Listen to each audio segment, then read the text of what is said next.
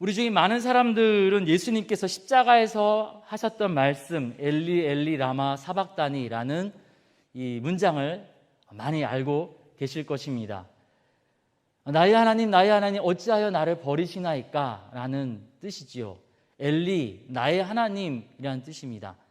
이 엘리라는 단어에 여호와의 축약형 야를 붙이면 오늘 말씀의 주인공 엘리야가 됩니다. 엘리야의 이름 뜻은 나의 하나님은 여호와 한 분입니다 라는 그러한 뜻을 가지고 있습니다. 우리 예수님 오시기 800여 년 전 아합 왕이 그 아내 이세벨과 함께 온 땅 가운데 바알과 아세라라는 이방 종교 우상을 강요하였습니다. 하나님을 떠나지 않으려는 사람들에게도 하나님도 믿고 바알도 믿어도 돼 하면서 혼합주의를 퍼뜨리기 시작했습니다. 온 나라의 백성들이 우상 숭배에 빠져서 제대로 하나님을 찾고 하나님을 믿는 사람이 전혀 보이지 않던 때에 다른 신들은 가짜고 오직 하나님만, 오직 여호와 하나님만 참 신입니다 라고 이름에서부터 외쳤던 사람, 우상 숭배를 강요하는 국가의 공권력에 저항하면서 시대의 흐름에 거스르면서 하나님께 돌아오라고 외치면서 바알과 아세라 선지자 850명과 홀홀단신으로 싸워서 승리를 거둔 사람, 바로 이 사람이 나의 하나님은 여호와 한 분뿐입니다라고 이름에서부터 고백하는 엘리야입니다. 강력한 정말 850대 1로 일당 100이 아니라 일당 850이죠. 이런 강력한 영적 장수였던 엘리야가 오늘 말씀해 보니까 죽는 게 좋겠습니다. 날 죽여주십시오. 이렇게 이야기하고 있습니다. 근데 무슨 일이 있었는가 봤더니 여인의 말 한마디 때문에 그가 마음이 흔들리고 있습니다. 도대체 어떻게 된 일일까요? 엘리야가 850명의 바알과 아세라 선지자를 물리쳤다라는 말을 아합 왕이 이세벨에게 하자 이세벨이 19장 2절에서 이렇게 얘기합니다. 야 엘리야, 너도 내일에는 똑같이 죽은 목숨이 될 거야. 조금 전에 바로 얼마 전에 850명과 싸워서 승리를 거뒀잖아요. 그런데 이상하게도 엘리야는 오늘 말씀 이 3절, 4절 앞에 3절에 보니까 두려워서 브엘세바로 도망갔다라고 기록을 하고 있습니다. 그림 한번 보여주시겠습니까? 갈멜산에서 850대 1로 싸웠고 비가 온다고 하면서 이스라엘로 갔는데 이 이스라엘 중심부에서 이 이스라엘의 지경 남단, 최남단으로 도망가고 있습니다. 이 엘리야가 어떤 사람인지 아십니까? 17장에 보니까 이세벨이 남편 아합 왕과 함께 이 공권력을 이용해서 우상 숭배를 강요했을 때 이세벨의 고향 시돈 땅에 가서 선지자 일을 한 사람입니다. 요즘 우리 강철부대라는 프로가 나오죠. 이 적지 중심에 들어가서 이 적수장에 막 목을 따기도 하고 이 특별한 인물, 일당 백, 일당천 하는 사람들이요. 지금 엘리야는 영적인 강철부대였습니다. 영적인 이 적지 중심 작전을 하는 특수부대, 영적 특전사 이런 사람이에요. 이세벨이 막 그렇게 온 나라를 괴롭게 하는데 이세벨이 고향에 들어가서 선지자 노릇을 하다니, 이거 얼마나 대단한 일입니까? 이뿐만 아니라 조금 전에 말씀드렸던 것처럼 바알과 아세라 선지자 850명과 싸워서 혼자서 그 모든 선지자들을 물리쳤습니다. 그리고 하늘로부터 기도 한마디로 불을 내리는 능력자였습니다. 이 바알 신은 어떻게 포교를 했냐면은 자신이 비를 내리고 그리고 또 이 농작물을 자라게 하는 그런 신이다라고 설명을 하면서 포교를 했습니다. 그런데 그거 다 거짓말이고 가짜라고, 비는 하나님만 주신다라는 것을 증명하기 위해서 3년 6개월 동안 온 이스라엘의 비를 멈추게 했다가 다시 비를 내리게 하는 능력자였고요. 비가 내리기 시작했을 때 아합 왕한테 이제 비 내립니다 외치고 아합 왕이 이제 마차를 타고 가고 있는데 그 마차보다 앞장서서 뛰어가는 사람입니다.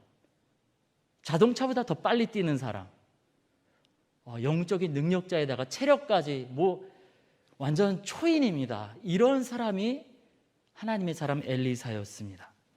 그런데 한 여인이 너도 죽을 거야, 이 말 한마디에 천하를 호령하던 엘리야는 지금 도망을 가고 있습니다. 자신이 감당하고 자신이 지켜야 되는 영적인 지경인 이스라엘을 버리고 브에르세바까지, 이스라엘의 남쪽 끝까지, 바다 끝까지, 땅 끝까지 지금 도망가고 있습니다. 3절에서는 그래도 종을 데리고 갔죠. 4절에 보니까 종은 내버려 두고 혼자서 광야길로 들어갔다라고 기록을 하고 있습니다.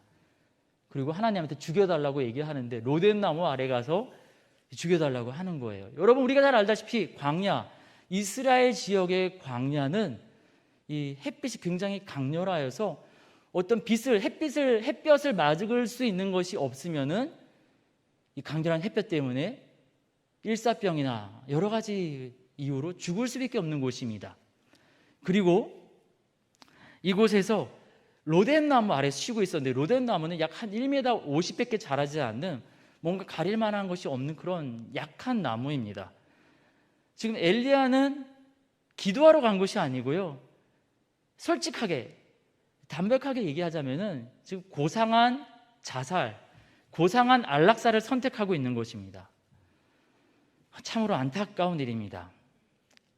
이 장면을 보시는 하나님은 오늘 말씀에서 이 엘리야를 어떻게 평가하고 계십니까? 실패자라고 꾸짖고 계십니까? 끝까지 믿음을 지키지 못하였다고 처벌하십니까? 바깥 어두운 곳으로 내어 쫓으십니까? 오늘 말씀 아무리 읽어봐도 그런 장면은 나오지 않습니다. 5절과 7절에 보니까 하나님은 천사를 보내셔서 어루만지시면서 말씀하시기 시작하십니다. 우리 하나님은 여자의 말 한마디에 주렐랑을 치는 이스라엘 대표 선지자 엘리야에게 다 이겨놓고 자살을 선택하는 황당한 행동을 하는 이 엘리야에게 회초리를 들지 않으십니다. 버럭 화를 내지 않으십니다. 왜? 이때까지 잘하고 왜 이거밖에 안 되냐고, 이때까지 잘하지 않았냐고, 왜 이런 실수를 하냐고, 이래서 무슨 사명을 감당하겠냐고 꾸짖고 내어쫓지 않으십니다. 고개도 들지 못하고 죽는 게 좋겠습니다 흐느끼고 있는 엘리야에게 오늘 말씀 5절과 7절에 보니까 부드러운 손으로 어루만지면서 세 가지 음성을 들려주십니다. 혹 이 밤에 엘리야처럼 무너진 마음으로, 상한 마음으로 주님 앞에 나오신 분들이 계십니까? 우리 주님께서 엘리야에게 들려주시는 세 가지 음성을 함께 들으면서 우리 주님께 위로받고 새 힘을 얻는 복된 밤이 되기를 원합니다. 첫 번째, 우리 주님 말씀하십니다. 사명보다 너 엘리야가 중요하다, 너의 생명이 더 중요하다 말씀하십니다. 5절에 보니까 죽어가는 엘리야를 어루만지면서 우리 주님 뭐라고 말씀하시죠? 너 좀 정신 좀 차려, 이게 뭐야 하시는 게 아니라 일어나 먹으라 말씀하십니다. 그래서 일어나서 보니까 뭐가 있죠? 떡도 있고 물도 있습니다. 그래서 먹었습니다. 여러분들 다 경험해 보시죠. 아시죠? 되게 피곤해요. 막 더운 데 있다가 들어오고 추운 데 있다 와서 따뜻한 물과 또 따뜻한 음식을 먹으면 어떻게 됩니까? 졸립니다. 그래서 엘리야가 어떻게 하죠? 6절 보니까 잤어요. 자고 있는, 음식 줬더니 좀 힘내서 뭔가 활동을 하는 게 아니라 또 자고 있는 엘리야한테 7절에 하나님께서 또 자니? 라고 말씀하시는 것이 아니라, 왜 이거밖에 못하니? 라고 말씀하시는 것이 아니라 일어나 먹으라 말씀하십니다. 그리고 무엇이라 말씀하십니까? 너가 갈 길을 다 가지 못할까 걱정이 된다 이렇게 말씀하십니다. 8절에 보니까 40주야를 걸려서 호렙산에 이르렀다라고 기록하고 있습니다. 한번 그림 보여주시겠습니까? 브엘세바에서 호렙산까지, 이 이스라엘 남단에서 광야를 가로질러서 호렙산까지 가는 거예요. 저 길이가 이 학자들은 약 60km 정도로 보고 있습니다. 한 3일 길이라고 얘기하죠. 하루에 한 20km씩 걸어가면 3일 갈 수 있다. 그런데 3일 길을 며칠 동안 갔다고요? 오늘 말씀에 40주야, 40일 동안 갔어요. 60km를 40일 동안 갔습니다. 하루에 몇 킬로씩 간 겁니까? 평균적으로 1.5km 간 거예요. 60km를 40일 동안 갔으니까. 보통 성인 남성이 하루 1시간에, 하루가 아니라 1시간에 4km를 갑니다. 그러니까 1시간도 안 건 거예요. 하루에 한 20분 걷다가 아이 오늘은 좀 쉬자 하고 쉰 겁니다. 그런데 우리 하나님께서 너 왜 이렇게 게으름 펴? 도대체 힘들면 힘든 거지 또 자꾸 이럴래 하면서 꾸짖으시는 게 아니라 그저 말씀 없이 먹을 것과 마실 것을 주시면서 천사로 지켜주시면서 40일을 기다려 주셨습니다. 아무것도 묻지도 따지지도 않고 너 다치면 안 된다, 너 가다가 쓰러지면 안 된다, 갈 길을 다 가지 못할까 내가 걱정이 된다, 너 너에게 맡긴 일이 걱정되는 게 아니라 너가 걱정된다, 엘리야가 걱정된다, 엘리야에게 맡긴 수많은 영적인 사역들이 걱정되는 것이 아니라 엘리야 너가 걱정된다. 우리 주님 그렇게 말씀하시고 계십니다. 잘 먹고 잘 쉬어라. 뭐 하루쯤 쉬어도 되지. 힘들면 천천히 가도 되고 며칠 자고 가도 돼. 하루 20분만 가면 어떠니? 안전하게 너가 살아있기만 하면 된다. 이렇게 말씀하시는 겁니다. 왜 그러실까요? 우리 하나님은 엘리야를 선지자로 사용하시기에 앞서서 엘리야를 사랑하시고 엘리야를 가슴속 깊숙이 품으셨기 때문입니다. 하나님의 입장에서 엘리야에게 맡기신 수많은 사명, 그것보다 엘리야가 더 소중하고 중요했기 때문입니다. 그래서 엘리야가 쓰러졌을 때, 엘리야가 말 한마디에 무너졌을 때, 엘리야가 황당한 모습으로 그렇게 쓰러져 울고 있었을 때 타박하고 혼내시기보다 사랑으로 돌보셨던 것입니다. 여러분, 저와 여러분이 믿는 하나님은, 우리 하나님은 바로 이런 분입니다. 우리에게 꿈과 비전, 많은 직분, 귀한 직분 맡기셨습니다. 우리가 잘 감당하면 좋겠지만 엘리야처럼 때때로 생각지 못한 이유로 쓰러질 수 있습니다. 그때 우리 주님 회초리를 드시는 것이 아니라 엘리야에게 그리하셨듯이 우리를 사랑으로 돌보아 주시고 기다려 주십니다. 일보다 너가 더 소중하다. 사랑으로 어루만져 주시고 조금 천천히, 아니면 때로는 며칠 움직이지 못한다고 할지라도 곁에서 바로 옆에서 기다려 주십니다. 그런 하나님이시기 때문에 우리가 아직 죄인 되었을 때 우리를 위해 죄 없는 아들 예수님을 십자가에 내어주시고 우리를 구원하셨던 것입니다. 사업에 실패하시고 학업에 실패하시고 관계에 실패해서 먹먹한 가슴으로 이 밤에 찾아오셨습니까? 너에게 맡긴 사업, 너에게 맡긴 다른 일보다 너가 더 중요하다, 난 너 사랑한다 말씀하시는 우리 주님의 음성 가운데 지친 마음이 위로받으시는 이 밤이 되기를 원합니다. 쓰러지지 않았으면 좋겠다, 제발 좀 살아만 다오, 견디어만 다오. 사랑으로 어루만지신 우리 하나님은 엘리야를 호렙산으로 인도하십니다. 이스라엘 백성에게 호렙산은 어떤 산입니까? 모세가 하나님을 대면하고 십계명을 받았던 그런 영적인 추억의 장소입니다. 이스라엘 백성에게 호렙산이 있다면 우리에게는 무엇이 있습니까? 금밤 기도에 바로 이 자리가 있습니다. 호렙산으로 초대하신 우리 하나님은 엘리야에게 두 번째로 말씀하십니다. 9절에 이렇게 말씀하십니다. 9절 후반부입니다. 너가 어찌하여 여기 있느냐? 야, 너 여기 왜 왔어? 무슨 이런 황당한 이야기가 있을 수가 있나요? 하나님 몰라서 물어보시나요? 낙심해서 죽어가는 엘리야를 천사로 돌보아서 호렙산으로 초대하신 분이 바로 하나님이시잖아요. 그런데 하나님 물어보십니다. 너 여기 왜 있니? 몰라서 물어보시는 거 아니죠. 하나님은 지금 이 시간 엘리야의 이야기가 듣고 싶으신 것입니다. 엘리야의 눈물을 받아주시려는 겁니다. 3년 6개월 기근이 있는 그 시간, 아합 왕과 이세벨 때문에 혹독한 영적인 고난과 핍박의 그때 아무도 엘리야의 말을, 하소연을 들어주지 않았습니다. 열심히 사역했지만 아무도 엘리야의 눈물을 받아주지 않았습니다. 아무도 받아주지 않았던 그 눈물, 아무도 들어주지 않았던 그 이야기, 그 아픈 마음을 지금 우리 하나님께서 다 들어주시겠다는 겁니다. 이에 엘리야가 9절에 하나님의 질문 가운데 10절에 엘리야가 뭐라고 얘기합니까? 주의 선지자들은 다 죽고 저만 남았습니다. 그런데 이 저마저도 저들이 와서 제 생명까지 빼앗으려고 합니다. 하나님 어떻게 하면 좋겠습니까? 이 이야기가 맞는 이야기이기도 하지만 맞지 않는 이야기도 합니다. 18장 4절에 보니까 오바댜 같은 사람들이 하나님의 선지자들을 50명씩 묶어서 굴에 넣어놓고 음식을 다 이렇게 대접하면서 지켰었거든요. 엘리야 혼자만 있었던 건 아니거든요.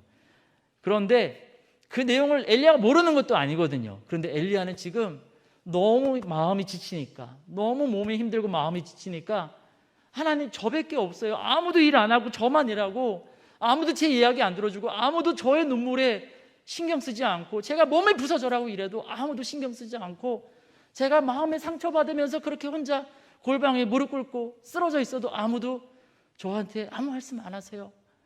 지금 엘리야 그렇게 얘기하고 있는 겁니다. 저 너무 힘들어요, 하나님. 그렇게 엘리야는 열심히 울먹이고, 하나님은 야, 그래도 네가 잘해야지라고 말씀하시는 게 아니라 그냥 그저 그 눈물, 그 슬픔을 다 받아주시고 계시는 겁니다. 이게 한 번만 있는 게 아니에요. 9절 10절의 장면은 13절 14절에서 또 반복이 됩니다.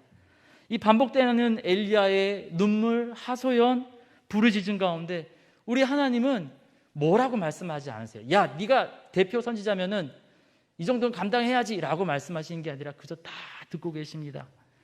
추억의 장소 호렙산으로 초대해서 울고 있는 엘리야를 이렇게 안아주시고 토닥토닥 등 두드려 주시면서 그래 알고 있다. 많이 힘들었지? 그저 내 품 안에서 마음껏 울고 속 풀고 내 안에 안겨서 힘내렴 하고 안아주시는 겁니다. 근데 그 하나님이 지금 엘리야를 안아주시는 것처럼 엘리야의 눈물과 슬픔을 들으시려고 작정하신 하나님께서 이 밤에 저와 여러분의 눈물과 슬픔을, 그간의 수고의 눈물, 그간의 외로움을 다 들어주시겠다고 오늘 금밤 기도회로 저와 여러분을 초대하셨습니다. 엘리야가 하나님 너무 힘들어요, 저밖에 없어요, 제가 수고한 거 아무도 몰라줘요 라고 울었던 것처럼 우리도 이 밤에 우리 주님 앞에 우리의 눈물, 우리의 아픔 다 꺼내놓고 마음껏 울기를 원합니다. 엘리야를 안아주신 우리 하나님께서 이 밤에 우리도 안아주시고 위로해 주실 줄 믿습니다. 이 장면이 끝나고 우리 하나님 엘리야에게 세 번째로 말씀하십니다. 너 혼자 짐지고 너 혼자 다 책임지려고 하지 말고 좀 나눠서 하자. 그리고 너는 혼자가 아니야, 이렇게 말씀하시죠. 15절에서 17절까지 엘리야가 맡았던 그 일들을 다른 사람들에게 이렇게 분담하게 될 것을 알려주십니다. 그리고 18절에 말씀하시죠. 저는 이 말씀 읽을 때마다 막 찌릿찌릿합니다. 바알에게 무릎 꿇지 않은 7,000명을 남겨주겠다.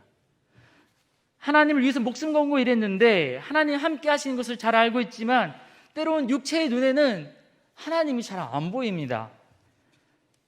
그래서 때로는 외롭고 때로는 무섭습니다. 근데 이때 하나님이 믿음이 없는 자여 하면서 꾸짖으시는 게 아니라 원래 눈에 잘 안 보여 하시면서 눈에 보이는 동료를 주시겠다고 약속하시는 겁니다. 바알에게 무릎 꿇지 않은 7천의 하나님의 백성들. 너 그 정도밖에 안 됐냐라고 꾸짖으시는 것이 아니라 그 엘리야의 약함을 잘 아시는 주님께서 엘리야 수준으로 낮아지셔서 엘리야 눈에 볼 수 있도록 동료를 붙여주시겠다고 일을 나누어 주시고 바알에게 무릎 꿇지 아니한 하나님의 백성 7,000명을 약속하십니다. 실제로 이 엘리야의 다음 선지자 엘리사 때 엘리야 때 없던 선지자 학교가 세워지면서 많은 하나님의 백성들, 하나님의 군사들이 체계적으로 훈련받고 쓰임받게 됩니다. 오늘 말씀을 통해서 우리 하나님께서 엘리야에게 세 번째 말씀하십니다. 혼자 두지 않겠다고, 마음의 짐을 가볍게 해주시고 동료를 붙여주시겠다라고 약속하십니다. 이 밤에도 우리가 기도하는 가운데 우리 주님이 그렇게 우리에게 위로하시고 소망의 약속을 주실 줄 믿습니다. 엘리야 증후군이라고 들어보셨습니까? 정신과 의사들은 이 엘리야 증후군을 이렇게 이야기한다고 합니다. 아드레날린 과다분비 우울증. 1974년 이 하버드의 프로이덴 버거라는 심리학자는 탈진 증후군이라고 이것을 이야기했고, 중세시대 때에는 엘리야의 피로라고 사람들이 이야기했습니다. 하나님 위해서 열심히 일하는데 정말 몸바쳐 다 일하다가 이 체력이 고갈이 되고 마음이 지쳤을 때 말 한마디에 낙심해서 자살까지도 생각하게 되는 그러한 모습. 근데 성경에는 힘들어서 열심히 충성하다가 나 너무 힘들어요, 못 살겠어요 하면서 자살하고자 했던 사람이 엘리야만 등장하는 것이 아닙니다. 모세도 민수기에 보니까 그러한 장면이 나오고요, 예레미야도, 욥도, 요나도, 그리고 오늘 말씀의 엘리야도 그러했습니다. 나 정말 하나님 위해서, 내 사랑하는 하나님 위해서 충성을 다했는데 너무 힘들어요. 더 그만 살고 싶어요. 그냥 하나님 계신 저 천국에 빨리 가고 싶어요. 이렇게 모세도, 예레미야도, 엘리야도 하나님께 외쳤었습니다. 주님은 오늘 말씀을 통해서 힘들어 지친 이 땅의 수많은 주의 백성들에게 너만 그런 거 아니고 모세도 그랬고 예레미야도 그랬고 엘리야도 그랬다고 말씀해 주시고 알려주시면서 다 우리 그렇게 연약한 존재니 이 약함으로 인해서 포기하지 말고 힘들지만 견디어 달라고 부탁하고 계십니다. 하나님 맡기신 귀한 사명 잘 감당했지만 열심히 일하다가 말 한마디 또는 어떠한 사건 하나, 이러한 일들로 상처받고 낙심하게 되었을 때 쓰러지고 무너지는 엘리야와 이 시대의 우리에게 오늘 말씀을 통해서 주님 세 가지 음성을 들려주십니다. 첫 번째, 사명보다, 임무 완료보다 우리 각 사람이 더 소중하다고, 우리 각 사람을 더 사랑하신다고 말씀하십니다. 두 번째, 아프고 힘들었던 거, 아무도 들어주지 않았던 그 모든 눈물과 아픔 우리 주님 앞에 다 토하면서 위로받으라고 말씀하십니다. 세 번째, 혼자 두지 않겠다고, 마음의 짐을 가볍게 해주시겠다고, 또 함께할 동료를 붙여주시겠다고 말씀하시고 계십니다. 코로나가 전 세계를 뒤흔든 지 1년 반이 지났습니다. 온 세계가, 특별히 우리 대한민국이 K방역으로 잘 견디고 이겨냈습니다. 10% 20% 대면 예배를 드릴 수밖에 없는 그런 상황 속에서도 많은 교회와 성도들이 믿음을 또 공동체를 잘 지켜냈습니다. 우상 숭배를 강요받던 아하방 때 선지자 엘리야가 믿음을 지키고 영적 전투를 잘 감당했던 것처럼 우리네 아버지, 어머니, 우리 교회의 많은 귀한 중직자분들께서 이 코로나 시기에 나라를 지키셨고 사업장을 지키셨고 가정을 지키셨고 교회를 지키셨습니다. 그런데 요즘 들리는 말이 코로나로 인한 우울증으로 낙심한 사람들이 많이 있다고 합니다. 코로나 블루에 이어서 레드, 이제 코로나 블랙이라는 단어까지 나오고 있습니다. 뉴스를 보니까 극단적인 절망감에 빠진 상황에서는 여자분들보다 열심히 일을 하는 남자들이 낙심해서 자살을 고민하는 경우가 더 많이 있다고, 특별히 이번 코로나 블루, 레드, 블랙 이 상황에 낙심한 남자들이 참 많이 있다고 합니다. 그동안 잘 견뎠는데, 이 코로나 1년 반 동안 잘 견뎠는데, 그동안 하나님 맡기신 일들 잘 감당했는데 말 한마디에, 사건 하나에 마음이 무너지고 낙심하신 분이 계십니까? 이 밤에 엘리야 하나님께서 만나주시고 위로해 주시고 새 힘을 더하여 주실 줄 믿습니다. 우리 교회가 지난 주일 창립 73주년 창립 기념 감사 예배를 드렸습니다.